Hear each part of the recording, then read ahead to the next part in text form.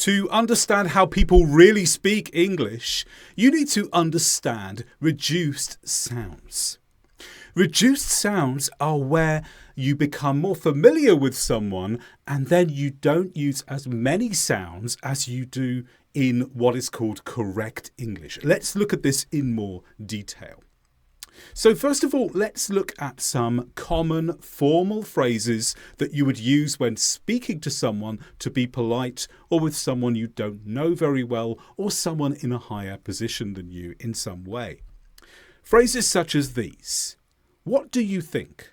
I don't know. I'm going to go now. I should have left. Yes. Are you going? She isn't here. These are all common English spoken phrases, and you may have thought that these are the only phrases that you could use in these situations. But something happens when you need to be more informal. That is when you get to know people more and your relationship is more casual and more familiar. What happens is these phrases become reduced like this. Instead of what do you think, we shortened do and you to what you think, and it just becomes ja. What's happened here is that we're speaking more quickly because we know the people better and we just want to get straight into the conversation. So instead of what do you think, what you think. Instead of I don't know, I don't know. Again, we are speeding up our speech for people who we're more familiar with. Instead of I'm going to go now, I'm going to go now. Here we have a rule where hard consonants can be reduced in volume for fast speech. Here they get so reduced you don't even hear them at all. The g at the end of going and the t at the start of to disappear. So instead of going to, it's gonna. Instead of going to go, it's gonna go. The next one, I should have left. The have gets reduced and weakened to I should have left. Yes commonly becomes yeah.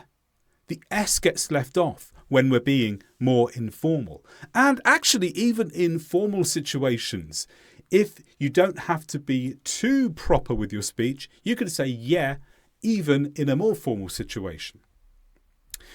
Are you going? If we're saying this with friends, we might just say, you going?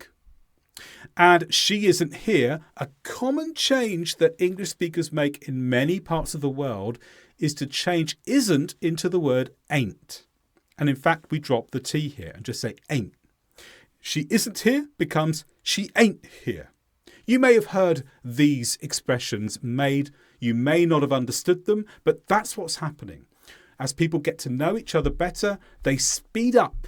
They become a bit more lazy with their speaking because they're showing that they don't have to do the important special things that people do when they don't know each other as well or when there's a difference in relationship.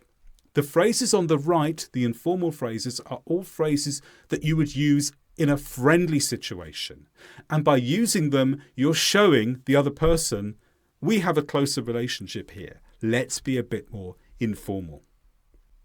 If you want to learn more about English speaking and pronunciation and some more reasons why we reduce phrases, go to my course on advanced English speaking and pronunciation.